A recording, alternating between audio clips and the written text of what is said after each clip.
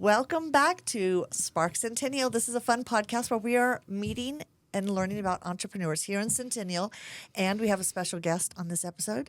Mayor Stephanie Piko is in the house. Good afternoon. Nice to be here. I know. It's exciting. And we're talking about not just the Spark program, but we're really wanting to dive in and learn about the entrepreneurs here in Centennial. And so we have with us here Bridget. Is it Molloy? Yes. Okay, it is Molloy. We have Bridget Molloy, who owns Bridget's Botanical World. And I can't wait to learn more about your business and what you're doing. And then Veronica Mata, I've known you for quite a while because you have an escape room here in Centennial, the Clue Room. And we're going to talk about just the fun getting into that business. What an interesting industry. And so I want to learn more about that. And then Stephanie, you're going to talk about kind of the Spark program and how it ties in, how the entrepreneurs, I feel like when I started my business 5 years ago in Centennial, the city was such an important role for me because I went right away down to the city and said, okay, who do I need to talk to as far as economic development? How do I get plugged in? What do I need to do? And then I've been causing trouble ever since. So it's, I think, really important for small businesses to hear what's going on in the city and how they can get involved as business owners. And so I'm going to just start with you, Bridget, and ask first, tell us about your business. How long has it been? How long have you had your business? And what got you into this? Yeah. So I started my business actually in 2014. Wow. So we're in our 11th year. Congratulations. Thank you. That's amazing. I did leave my full-time job only last fall. So I was hustling all the time. On the side? Yep. And I finally had a baby and I was like, okay, this is a lot. So I opened a storefront 2 years ago. It's in Littleton, but I do a lot of events and different outreach programs everywhere, lots in Centennial too. And so really how I got started in a nutshell, because it's a long story, but in a nutshell, So I started teaching classes. I was teaching adult education with herbalism, how to make your own remedies, doing herb walks, herb hikes, really getting to know nature around you. And over time, people started asking, where can I buy this tea, or what do you recommend? And I thought to myself, I have a molecular biology background as well, and I love formulating and the science behind it. So I started to make my own products in 2017 and started doing farmers markets to actually sell those, and it was very fruitful. And then everyone kept asking, well, where's your store? Yeah, where can I buy this? Yeah, so it's kind of funny because I think the people have always told me what's coming next. And so that's really where it's gone. And then I started to do more events, actually because of Spark, and started to really do a lot more programming and outreach type of events to share the botanical knowledge and incorporate product making and just these experiences into really the business. Because you have sprays. I know you've been at a couple events at the Village, and I remember going, okay, I bought the spray that you spray on your linens and on your, it just makes your room smell great. Oh, yes. So you're in all of that. Yeah. Aromatherapy mist, teas, bath salts, tinctures, cocktail bitters. Yeah. I believe when I was talking to you a couple years ago, that was the first time I'd ever heard the word tincture. I don't know why. It's like the word ramekin. Oh, yeah. When do these words when do we learn these words? Tincture and ramekin. But I do love that you have tinctures of great smelling products. Okay, where is your store? So the store is just off Main Street in Littleton, in downtown Littleton. Yep. And I'd love to open another location at some point in many areas. So yeah, lots of fun and experience-based, but also very centered around women's health is a big area that we focus on, and we carry other women's health products as well, made by other women. And how long have you had your store? Almost 2 years. 2 years, okay. Yeah. That's a big leap. Mm-hmm. Yes. That was probably the scariest moment for you. I also found out I was pregnant that same month. Oh, no. Oh, so wow. yes. Surprise. Wow. Okay. And did you quit your job before you opened the store? No, it was Or- after. I had an employee who was running the shop for me, and I would come in as much as I could after work or before work, just depending. I was running private events with the Botanic Gardens at Chatfield Farms, and I had an ankle injury, and that was really kind of the push, because it was a long recovery, longer than anticipated. Few challenges came up with it, and so I was like, "Ooh, I think this is the time." And then I get to spend more time also with my little one. That's fun. Yeah, Very fun. Okay, Veronica, let's talk about escaping. Yeah. Well, and congratulations on 11 years. 'Cause Yeah, I didn't know that's it was amazing. 2014 because we're going on 11 years in September as well. Oh, fun! Congrats! Thank you. Yeah, it's In crazy. the same location. We've Where- had 3 different locations in Centennial since we first opened. So kind of going back in 2014, we're family owned and operated. So my parents are the owners. My little brother's worked for us. My husband's worked for us. We've had a great team of part-timers in the last 11 years. But yeah, we started as Colorado's first escape room. We tried it as a family when we were on vacation, came back, wanted to do it again, couldn't find so anything. fun. 2 months later, we opened up the location right off of Arapahoe in Quebec, one of those little office buildings across from Safeway. My parents wanted something that was, low overhead, low risk, because new industry, new concept, and there's a lot that we were taking on. I was in the middle of going to college. My brother was just starting high school at Arapahoe. So there was a lot of big things that were happening. Of course, my parents still had full-time jobs when they got it started because you kind of have to. Yeah. You don't want to get right into it without knowing for sure. Exactly. And so, Did they sign a long lease the first time? we had a lease that was signed. I think they did just a year the first time Okay. at the first location. By that second year, we found our second location right down the street from Topgolf off of Havana. Yeah. And so then that's when I started getting more involved. I was finishing up school. And so then kind of came on a little more full time. And then 2017, I was full time with my parents, helping them out. And so I was running that location with my husband. They're off of Havana. They were running the one off of Arapahoe in Quebec. So we had 2 for a little bit. And then we just kept getting bigger. So then that's when we found the location that we're at now off of Yosemite here, literally just up the street here by 5 minutes. Google told me. Yeah. And so, so we were managing the 2 locations for a couple of years there. It was a lot. I mean, again, we had part-time staff that helped us out. I mean, we had 12 different games we were running. It was a lot for just 2 and 2. And so when the lease started going up on the one on Havana, we're like, okay, I think it's time to consolidate. And we missed that spot because it had this beautiful, it used to be a home, like AV built a business before. And so this beautiful theater. So we were able to greet our guests that way. So I missed that part a little bit. But timing-wise, it worked out. 2019, we consolidated to the one location. And then by the next year, of course, things changed for everybody. I was just gonna say, what did you do during 2020? Did you have to close? We did. Yeah, I mean, like most businesses, we had to close for about 8 weeks there, and so it was a little tricky. We had to get kind of creative. We design our games in-house, so that for us has always been really important. And so we're like, okay, well, what can we do that's still creative, still gives our customers something to do while we're all stuck at home? So that's where we developed our digital escape games.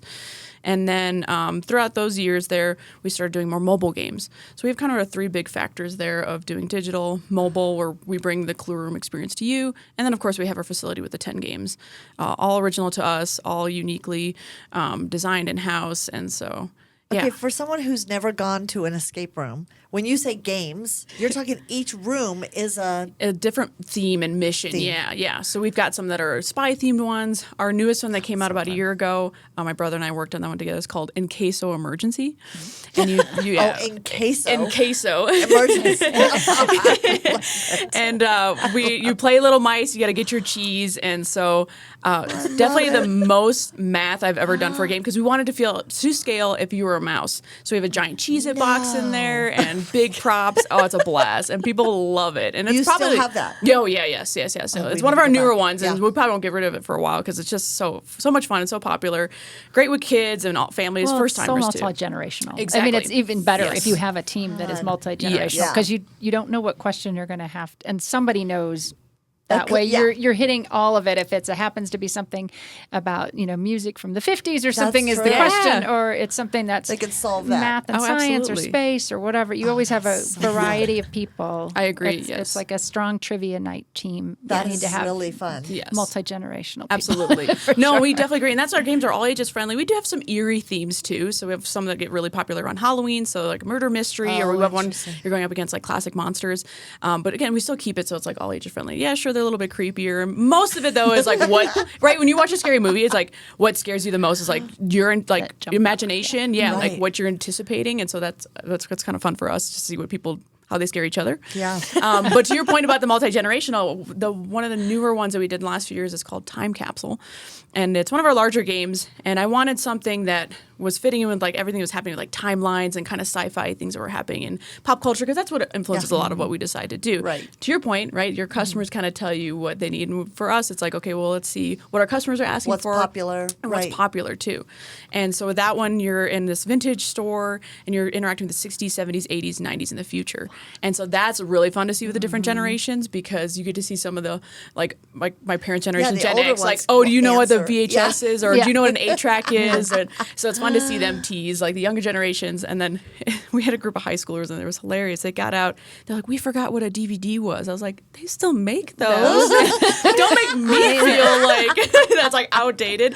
And so Oh, it's that's just, so funny. yeah, it's a lot of fun just to see how people interact with our games. And that's a big part of our job, is making sure that customer experience is top notch. So it's like when they walk into the facility, making sure they have the right information online too is always been really important for us, because it's always been such a mysterious industry. I mean, most people know what an escape room is these Right. days. When we first got started and people asked me in college, like, oh, what do your parents do? I was like, they have a business, and that's about as much as I told. Because they lock people in a, like They lock people in a room, make them try to find their way out. Yeah, that's really selling right, it. exactly. So like, yeah, it's totally normal. Oh, that's so funny. And so, That's so yeah, true. it's been a really like fun journey of getting to see what people like to experience and what they're looking for, and having fun and entertaining things to do with their family or friends. And we had a lot of people that came, of course, for Memorial Day weekend, and that lined up too with a lot of graduations that were happening Yeah. too. So it's great to see like the different generations come through. We've had 4 generations in one room, so it was fun to see like the great grandmother and the great granddaughter That's like really interacting with cool. each other and just getting to learn more, right? Because it's a blank slate, so you get to really see how people interact in a totally different setting with each other. So Is one of your goals to change out or always add in new room themes? Yes. And how often do you do that? It seems like We- it's such a project. It is. It is a big project, certainly. What the standing record is, my husband holds it, is 1 month. And that was him working 40 hours a week just on that game for the And it 1 took month a straight. month to get it. And so now, typically, because we're running the business, we're running, wearing all the different hats, it takes us between 3 to 6 months, just depending on how much infrastructure goes into Wow. it. And so that's why we only do one a year, just because there's a lot of build out that Yeah. goes into it. Plus, there's still a lot of customers that haven't come through and gotten to play some of our themes. So we're really trying to make sure we know, that we let them know ahead of time, like, hey, yeah, so we're going to be Well, and retiring you're this. building soon. a set. I mean, you're basically Exactly. building a, Yes. Well, that's a what I was set thinking. for When a that's play or anything construction. else, that you have to have all the props Do you have to and do all the. building permits? Thankfully, Thinking with the mayor here. Let's Right. find out. Does this Thankfully- involve build out? Thankfully, because we're not doing anything that's like Structural. structural, Yeah. So yes. you're just changing decor Yes, and the, exactly. Yeah, and we're what's in the building room. out. So like the Cheez-It box is basically just like a facade. Yeah, yeah. And so for us, that's part of it too. Is like we had to get really creative with how we present the items that we want to, and also how to make them structurally, like how Yeah. to make them like hardy, Real, yeah. because there's a lot of people that interact with them. So we like to see people get really creative, and they get to test out whether something is built like That's strong yeah, enough. That's wild. Yeah. Okay, Bridget, what's one of the challenges you have faced in your business, and what did you learn from it? How did you navigate that? Yes, a big challenge has been health, which is ironic because You're in the health industry. So in I think it was 2021, I actually I was in a small bike accident, but major wrist surgery. And I used my hands for labeling, and you can see my giant scar here. Oh, wow. But labeling, mixing, really all of the production, because we manufacture all of our products by hand. And so that was a significant downfall to our markets. So that was something that I immediately had to just pull out of. And I was suddenly like, oh, shoot, that was how I was making money for the business right now, because I hadn't really fully gone back into teaching and gatherings yet since COVID. Right. And that was the other big area that I was making money through my business. And then long COVID issues, I did get COVID and had just a lot of physical challenges with like my ribs and my chest and heart and all sorts of stuff. So it was always like, oh, okay, I need to be really careful about doing anything. I couldn't go really on any hikes or up to the high mountains anymore. I used to go on herb hikes all the time and, find plants and do a lot of my social media that way too. And then I was pregnant, but that was great and fun, just a different set. And then the ankle surgery. So that was, again, I couldn't really be active, and even standing was a challenge for some times. So it's funny how health, it was like, oh, I can't really do much structural health compared to currently I use, we do aromatherapy and tinctures, which is internal physiology for, say, stress relief, anxiety, hormone balancing, but I did not master ever, like, let's fix that ligament or let's figure that out. So how I navigated that was primarily through finding people who could help me out. Whether that was friends and family who were like, nice. Oh, yeah, sure, I can come in and help out here and there. I did hire a couple of different people, part-timers. So that's been a big help, is knowing who you can draw on and help build that team and then see like, oh, are they also a good fit in the long term or not? So kind of a fun way of accidentally being like, oh, well, okay, actually, this is great. Or like, oh, okay, I'm glad I tested that out. And that was a good way to try something. Yeah. Forced to hire a few people to help you. Yep, exactly. You probably wouldn't have done that. Exactly. So just kind of, jumping in and figuring out how do I keep things going. And yeah, that's probably the biggest challenge that I have faced. Yeah, that's a tough one. Business. That is hard. When you start a business, it's so reliant on you doing everything. Yeah. And brick and mortar, you're having to be there. Mm-hmm. So and drive. I couldn't drive. Oh my gosh. For like 2 months. So that was a very big challenge. That's actually what the kind of turning point for my full-time job was. Is it was just not working. And I was like, well, okay, I think it is time. Yeah, driving. It's kind of like something that I could do. You take it for granted. Exactly. And I was looking at Until bus routes, and there is gosh. not transportation in certain areas. So that was challenging. And I would crutch my way over to the bus stop. And I only did it once. It took way too long, and I was in a lot my end of the day. Oh my I was like, gosh. That would be horrible. Okay, Yeah. probably can't do that either. Wow. So, yeah. How about you, Veronica? Have you seen, since you've been there, a challenge that you guys have been through? And Well, I mean, it seems kind of like a cop-out to say like COVID. I know. Because that was a challenge for everybody. Yeah. But I think, right, you get to see how you pivot, right? It's like this makes you or breaks you kind of thing. Right. And so there's so many different, right? I think for us, the first challenge, like I had mentioned, was just being a new industry and a new concept for folks. And so we would That is interesting. Yeah, we did Groupon. Education. You have Yes. to educate Oh my people. gosh. What is yeah. this? Yeah. And there was a lot of it too, is like us kind of learning that process, right? Because we built out a whole new structure for like what it meant to, create our introductions, as we call them, like giving people the right information to be safe and know what they're getting into and having the right stuff on our website. But yeah, we got into like Groupon in the beginning because that was the easiest way to get exposure. But then they take a big portion. I mean, we were losing like over 50% of our profit that way because they were taking so much of it. And it got us out there at least. And then part of the challenge was just finding the right location. We realized once we opened our location near Topgolf off Havana that having a sign out in the front made such a huge difference. I mean, there were people that were trying to get the door open, and we weren't even open at that location yet. We were still building out some of the games there. And so it's just, there's new things that you learn that, like, right, you have a setback. You're like, okay, well, somebody didn't like, for us, we get feedback all the time. And it's hard to not take it personal too, because we design our games, right? So if somebody didn't like a certain way that something was done, or, oh, I experienced it this way. It's like, okay, that's great. Like, we'll take that into consideration. Like, we want to hear what people are looking for. Every business is going to get your bad reviews. I mean, it just happens. I mean, especially when we have our policies about starting on time, because that's important for us, for our schedule, to make sure we keep that, and for our other customers too. And so there's some people that didn't necessarily work for them. And so, it's just kind of navigating how to be diplomatic, because you kind of have to be Right. In a situation that it's not kind of, okay, this is what it is and you accept it or not. It's so objective. People's opinions can be so too personal, what they have, their own expectations. So again, navigating that has always been kind of not a minefield, but it has been kind of a journey for us to know what it is that people really truly want and what's going to work for a large amount of people. Because if we did something for each individual person, we were talking about this earlier, it's hard to get each of those little niches. So you're like, okay, what's going to work best for everyone? For the that's going to most. work. Yes. Right.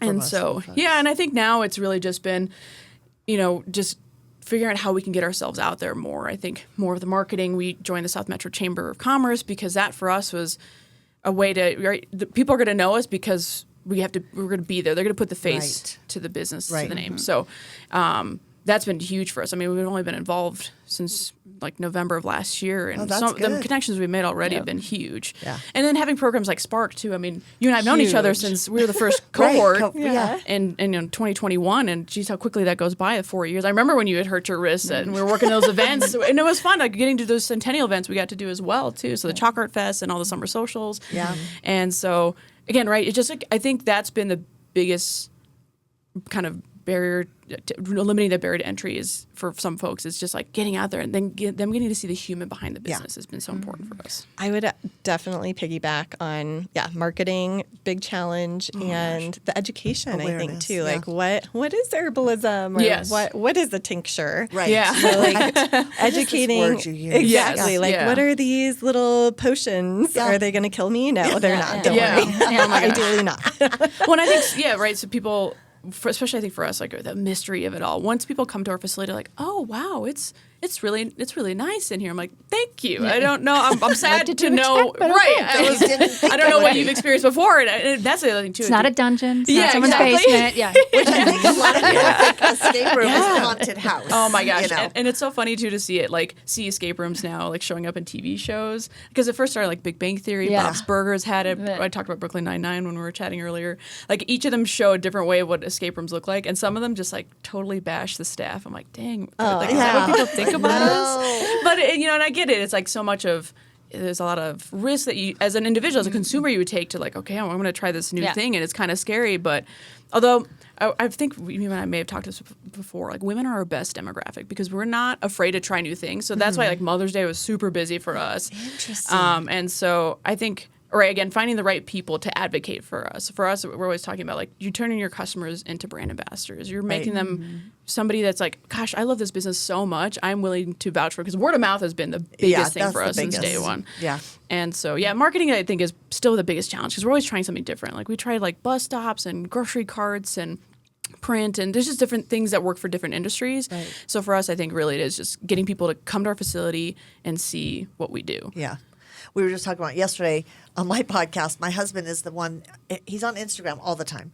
And he knows, the algorithms know, they feed him all the tickets to everything. Like we go to the Chautauqua House for talks, or we just went to a jazz dinner downtown last night. We're going to the Moth Story Jam. Oh, nice. So it's like finding that demographic. That is I call it the suckers. They will buy anything, any ticket that's for and it's like, and we have the best time going in these different experiences. So it's really fun, but it's hard to find the right channels to reach your customers. And I think that's why for us too, we started diversifying from just doing traditional escape rooms. Right. And even just with the digital and mobile, you mentioned the Moth StorySlam. So in fact, tomorrow we're doing the StorySlam with, you are? Yeah, with the Center Generations. So this will be our second one. Oh yeah, for their anniversary. Right. And so yeah, because Paula, who runs the organization there, she's fantastic. I love Paula.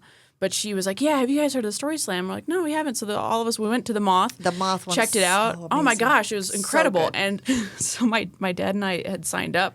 We're like, what are the chances we'll get picked? Because they only picked 10 people. Yeah, and there's like, picked 10. Oh, there's a couple hundred people in that audience. Yeah. We both got picked. Yeah. And so and so it was a blast. And so we're like, oh my gosh, we were so excited to do this with Paula. And so we did one in March. It was fantastic. And so we're excited to do it again. So it's doing different community events too that are huge for us. And that's why I think Spark's been great because it allowed us to we do clue hunts. We're working with the Arapahoe libraries for some clue hunts they have for the summer reading program. So again, like I think getting out there has been the most successful thing for us. Yeah. And it is hard to do that as a small business owner because you don't have the time. Yeah, exactly. Yeah. And so it's really been, interesting for us to try to balance all of that together, but we've made it work. Yeah. The businesses who say they're struggling, and yet I ask them, where do you network? What do you do? What events do you go to? And they don't. Yeah. They go, well, there you go. Well, and I always talk about that Gotta too, with like network. the fact that, you're always there at the village. Like business owners that are always at their business too, that makes a big difference in terms of what you do for your customer as well. Because when it starts faltering for your staff and for your customers is because you're not getting to see that, like, even week to week or What's day to day. happening. Yeah, exactly. Yeah. So. Okay. Stephanie, Okay. Mayor Piko. How long is the Spark program? Because I think I was in the first cohort. I believe it Yeah. was 2021. Yeah, right? the three of us Yeah. were. Yeah. And it was one of those things kind of coming out of COVID. Like we did a lot to try to support small business owners. During COVID, we had grant programs that were available to small businesses to make adjustments that they needed to help get them through, help pay, so they had the other options from the federal government for paying employees, but this was really to make the changes that you needed to make inside your business Right. to make it work. And then we've seen this, change in business experience that people want. You see a whole kind of cultural shift on they don't just want to go buy something and leave. Right. They want to enjoy themselves while they're in the process of doing it. And especially bringing people back in person to have that ability to connect with people and to feel that they got something extra special out of it. So we've done a lot of revamping in the city of Centennial on a lot of different ways to try to increase the customer experience for people and support businesses that are looking for ways to do that. And to the point of, just listening to your stories is exactly why Spark was needed and has done so well. You said it. When you're starting a business, you're scared. Your head's down. Yeah. You're looking and focusing on all the work that's right in front of you at that particular moment and the challenge of the day, whatever it happens to be. Then you can go back and realize, oh, I didn't talk to even the people in my own shopping center don't know what my business does. Right. Like, Oh my gosh. and because you get so Yeah. monofocused that Yeah. you're not seeing the big picture. It's great that you joined the Chamber of Commerce. I think it's one of the things that we've always had a really strong relationship with the Chambers of Commerce because they do that for people, and I always encourage them. At least attend a couple of events and see what it's about to decide that it's the right fit for you to, one, step out of your little shell that you're in all the time working on a day-to-day basis and see how other people are handling their businesses. Get to, the amount of referrals, I even said when we walked in here, just being at the grand opening at where we are right now at Brand Viva for the podcast, I have connected 3 or 4 different people that were just here so great. into businesses that are into business that's going on right now. And that's just taking advantage of what's already sitting there right in front of you. You just have to reach out for it a little bit.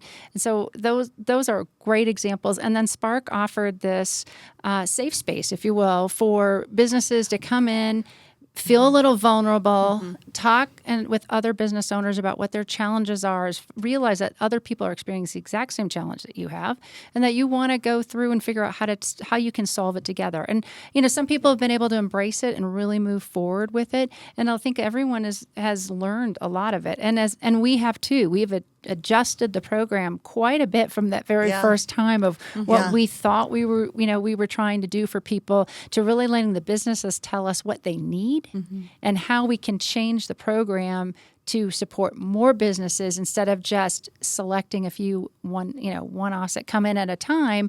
How can we make it available to everybody? How can we make it something that people can continue to share? So even a podcast like this is a new concept for us with the program. But this is now recorded, and anybody going forward is like, oh, what is this program? Can come back and listen to it and hear your stories about your businesses and be like, oh, I'm in the same boat as these people, or I should go do some of the things that they're doing to meet people. And that's what we were saying earlier. Is it's so important for small businesses to form a cohort of sorts just for the support, to build a relationship, to be able to call somebody and say, okay, I'm struggling with this one thing. Like, do you have any ideas? Have you been through this? And just having that relationship so that you can start sharing, which is really important. And I feel like a lot of times businesses go to networking events, but they're not forming the relationships where they can be vulnerable and open up and share challenges necessarily. Got to have that trauma bonding. Yeah, you know? exactly.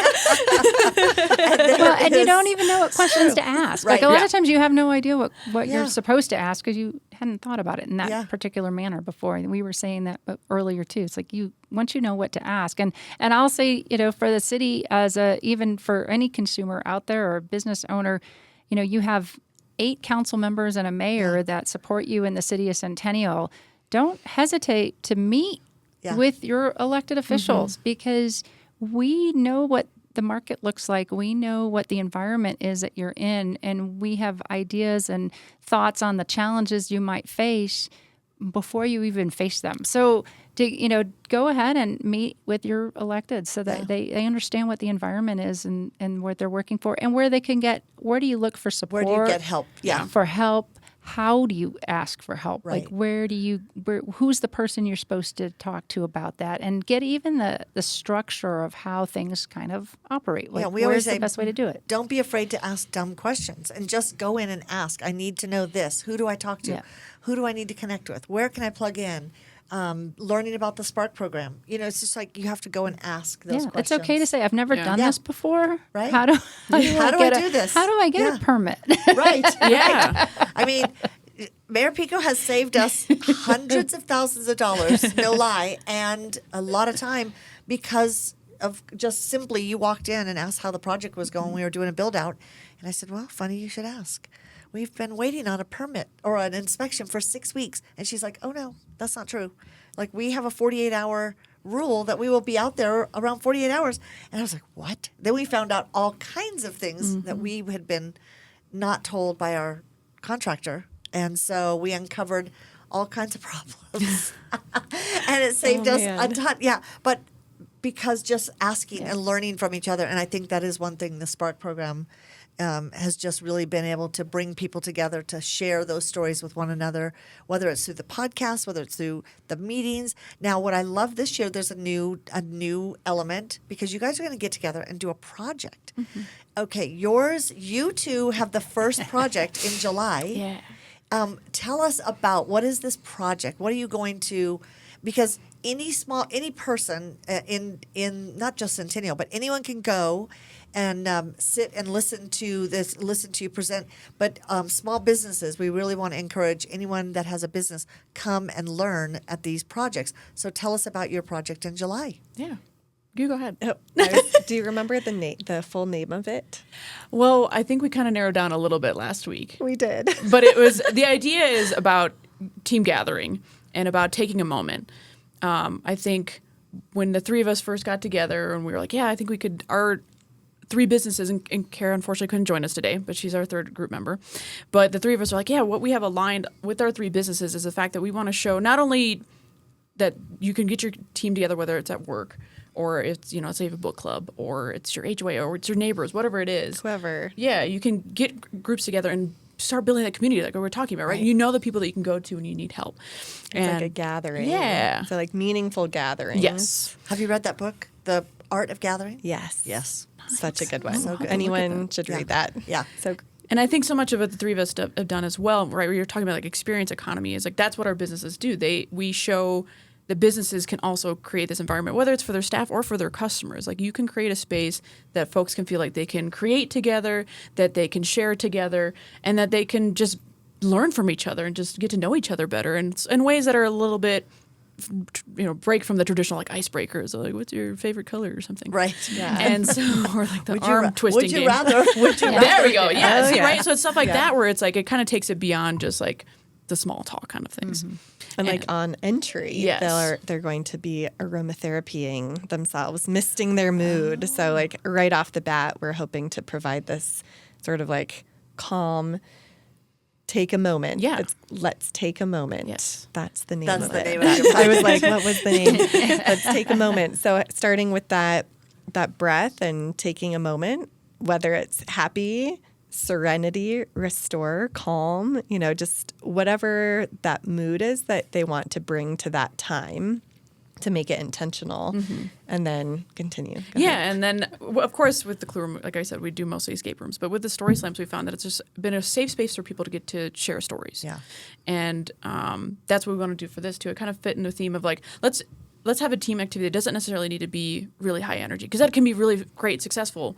But like we talked about, again, stuff like that doesn't always work for everybody. So we wanted something you could just do for 10 minutes with your team, for just take that moment.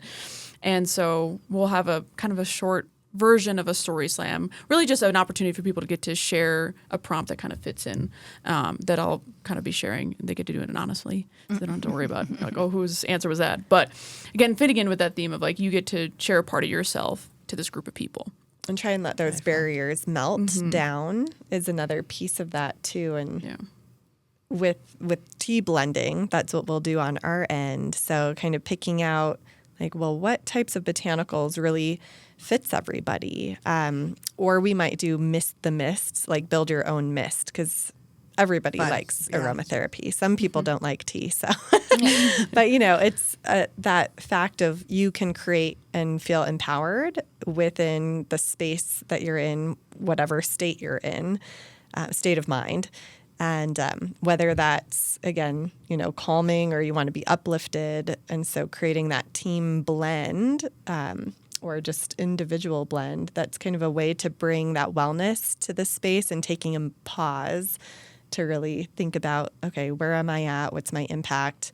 And how do I let my boundaries down so that we can create the safe space and talk to each other in a vulnerable way and really connect. That's going to be awesome. Do you guys have a location yet?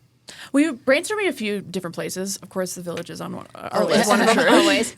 And we were thinking about the Center Generations as well, because again, love that location. I love Paula. And then with the Wrapper Libraries, you know, we've got a lot of great venues. They've got like a little like theater set up too, and at Coble. So we got some options. We just kind of narrowed down what makes sense in terms of how we format all of this, because a lot of it is going to be hands-on. A lot of it's going to be not just sitting and kind of listening to a lecture. It's going to be a lot of, okay, let's movement, let's get, you know, interact, like fun way to kind of, you know, get people engaged with each other as well too. So for people to find out more about this and making sure that they register to come to this event, the website, do you have the website down? Let's see. That people go to. It is so it is Centennial Co. So centennialco.gov/spark. And that's where you'll want to make sure you get on the newsletter, so you get updates, and then you'll find out about where this July event, because what, do you know the date? July 24th. Okay. Yes, that's end what of it July. Okay. Make sure you get this info, because this is going to be a great kickoff for this program. And if you are also a small business that you're interested in getting involved in the Spark program, go to the same link. You go to this centennialco.gov/spark, because not only can you get information there on becoming part of the next cohort next year, you can also find some great business startup resources there. And I think that's really important. If you're just thinking about starting a business, dive in, start getting info, come to these events, talk to other entrepreneurs. So the last question I have, because I always want to know, how can we keep learning? Share with us either a book or a podcast that you feel like really impacted your entrepreneurial journey, or that you've learned a lot from. I'm making a list of Do you want to go first? ones I need to read. Sure. Well, so I've had so many little things in the past, but most recently, I feel like How I Built This podcast, which is kind of classic. I said that earlier. I said Guy Raz. I know. How I Built This. Such a classic one. But like, it makes me feel at peace when I hear that somebody who's very successful now was working full-time for 20 years and didn't pay themselves with their business. And took out a second mortgage on their house and maxed out all their credit cards before they, that is a great it's just podcast. like, if you are passionate about what you're doing and you have ideas that can change something or have an impact, just keep trying. And, you know, that's really been my motto, I think. So definitely that one. And I think also Simon Sinek, is that his last name? Yeah. I had heard one of his talks years ago and was just very interested in his work. And the why, and I've always been very like, save the planet through wellness and plants. Awesome. I love it. So, those are probably my two. I like that. He's got some great podcasts out too. There's a couple books for me that I love. Most recently, I just finished his Experience Economy. So it came out in like the 90s, but what it talks about is still something that is applicable to today. Yeah. And of course, he talks about Disney and just what you were talking about, Mayor Piko, is just that like for the folks out there that want more than just I'm going to go in and out of whatever business. Right. And so I think that's been a great way for me to get to see like big time examples of what an experience economy or experience business can be. Because every business should be an experience business. It is. That's always kind of been our business. And I think just to show people that you can do that as well. And then the other one I really like is Unreasonable Hospitality. I was just going to ask if I you've love read that yeah, one. I love that one a lot. A great one. And in fact, I pitched it as for the book club for the women in business for South Metro. I'm hoping we'll talk about it because I really like that book because I first saw it on the Bear and I was like, I'm going to look that up. I'm so curious because that whole episode that it's featured in is just phenomenal. But it really again showing that you could do like one thing for your customers. Yep. That can make a huge difference. That's what makes you memorable. And that's for us what's so important. Like it's, we want people to really enjoy our games. We want them to leave feeling like, wow, oh my gosh, I'm never going to forget that. But then we want them to have something that they could take with them too. Or we make it extra special for birthday parties for kiddos. Everybody signs a little puzzle and then they could take that home with them. Or for, folks, for adults, we give them like totes. Like again, right, it's just like that one little add-on that you can do. Or again, like we said, like they get to just see the person behind the business. This isn't just like this giant corporation. Like this is us. You are fueling our dreams right now. So thank you for being here kind of thing. And so that book I really, really like. That one I can't stop. I can't either. I've listened have to read that one twice, and it's so good. It's just one of those. It's the Bible for most businesses that are service businesses. Yes, it's a great one. Okay, how about you, Stephanie? I feel like I'm a walking podcast. Yeah, I know. We need the Stephanie Piko so many podcast. different, like mine are live. I go to so many different presentations, and even was at one at 7:00 this morning before coming in here. So you always learning, always trying to get more information and. Great to get it from different perspectives. Yeah. And I think that, listening to the two of you is just so exciting to see that this program brought you back. Like you didn't just do it and then walk away and be like, oh yeah, check that box, got it, done. You felt strong enough about it and it brought enough out of your businesses that you wanted to give back and help other businesses grow and use this as a platform to help share your story, help other business owners. You're just here out of the excitement of your business and operations, and that's that entrepreneurial spirit that people have, that they just want to give back and they want to share and tell people how to, that they're not alone, that we're other people in this with you, and we can all support each other. And it's so much better for our community to have businesses supporting each other across the board for any type of business, two completely different businesses. I'm waiting to see an escape from aromatherapy. The apothecaries. It'll be like the best smelling game ever. I'm sure there's something in there that will. Do have different we do have to have. I want to. That would be great. Actually, we have a Colorado theme that I do have like a campfire one. Yeah. And then I do evergreen sometimes too because I really want to cook. That's very good. So I want one for each room. It's a signature scent for each game. I like that. So I see tons of opportunity in the future for this, and really appreciate you guys being willing to come back in and work with the program again and help it expand and develop into something that's sustainable and productive for our small business community in the city of Centennial. Yeah. It's easy to support a city when the city supports us back. 100%. Yeah. It's been incredible. Yeah. So fun. It's awesome. Well, thank you so much. We look forward to coming to your event. Very exciting. Thank you. Yeah. It'll definitely be. I think they're setting up Eventbrite links for that, and of course we'll have it on our social media as well. So good. Well, thank you so much. Thank you, Gina. Thank you. Thank you, guys. See you guys. Thank you.